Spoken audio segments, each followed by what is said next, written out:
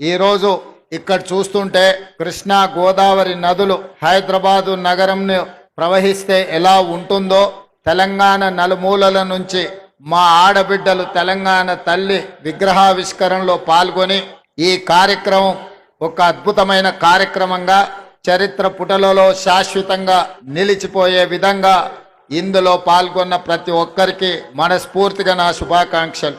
మొదటి సంవత్సరం పూర్తి చేసుకుంటున్న సందర్భంలో పెద్దలు అందశ్రీ గారిని, మిత్రులు principal incharge vice chancellor JNTU fine arts college and architecture Gangadhar గారిని, శిల్పి రమణారెడ్డి గారిని ఈ సందర్భంగా సన్మానించుకోవడం తెలంగాణ కవులు కళాకారులకు సముచితమైన స్థానం ఇవ్వాలన్న ఆలోచన ఈ రాష్ట్ర ప్రభుత్వం చేపట్టడం చాలా ముఖ్యమైన అంశం. మిత్రులారా, ఏ ప్రాంతానికైనా ఈ భూలోకంలో గుర్తింపు అస్తిత్వం తల్లి.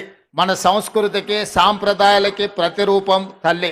4 కోట్ల తెలంగాణ ప్రజలు దశాబ్దాల కాలం పాటు పోరాటం చేసి అమరులై సాధించుకున్న తెలంగాణ రాష్ట్రంలో ఈ రోజు మన తెలంగాణ తల్లిని ప్రతిష్ఠించుకోవడం మనందరికీ గర్వకారణం.